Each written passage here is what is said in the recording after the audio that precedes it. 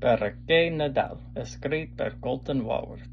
Per aquell Nadal només hi havia un regal possible, uns cromos de Pokémon, però no era un regal per algú altre. No, encara volia fer un altre regal, perquè tenia un odi prou gran per fer regals a la gent. La raó del seu odi no és massa rellevant. Solament és necessari saber que tenia aquella mania. I per què cromos de Pokémon per aquest autoregal? Doncs perquè havia llegit uns articles als diaris i mirat videos dels influenciadors parlant de que eren la versió perfecta. Un bon complement per una cistella diversificada de criptomonedes tan gran com la seva pila enorme de monedes que encara no havien agafat embranzida, però @loba de carrer Paret assegurava que tan sols havia de tenir paciència. Però hi havia un problema.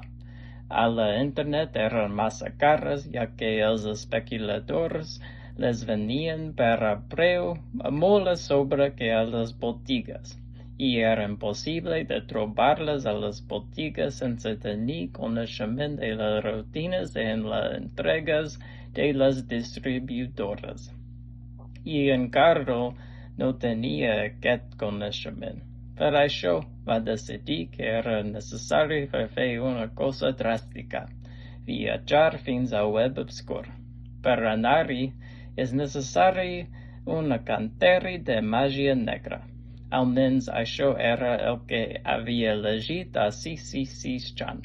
Amb sort a 666chan hi hauria una explicació bastant detallada dels ingredients i les paraules màgiques necessaris. I per no posar-me en un compromís legal, no us ho diré quines són, però si teniu un computador, no són gaire difícils de trobar. En fi, encara va recollir totes les coses necessàries i van fer l'encanteri. I amb això, en res, era el web obscur. Era el lloc bastant fosc on hi havia una banda sonora de cançons nadalenques metal bastant penosos.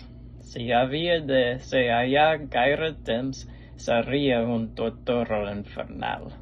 Però sortosament no va trigar massa temps a localitzar l'atenció al públic. Un orc amb unes dents perfectes. L'orc va somriure. Com puc ajudar-te, Carl? Em pots dir quina és la data i la hora de les pròximes entregues de cromos de Pokémon a Figueres? Sí, home. En Carl va apuntar les dates i va sentir molt i molt feliç. Moltes gràcies, en bon Nadal. Bon Nadal. En Carl va començar a caminar llest per tornar al seu pis a Figueres, però no tenia idea com a tornar. El seu encanteri únicament era de nada. Havia oblidat de buscar l'encanteri de tornada, i el seu mòbil no tenia cobertura allà. Em pots dir com puc tornar a casa? Ho sento, però no pot ser. Per què no?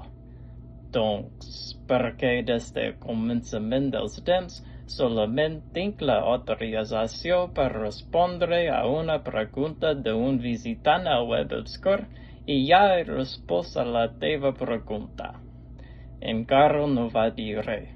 En lloc d'això, va copejar l'orc, però això va ser un error greu. L'orc va deixar-lo inconscient en no res i va tancar-lo en una caixa. Va marcar una data a la seva copeta i va somriure, cantant en ritme amb els nadalencs metals que en Carl podia sentir dins la caixa. Les orelles del Carl va sagnar amb tant de bon Nadal.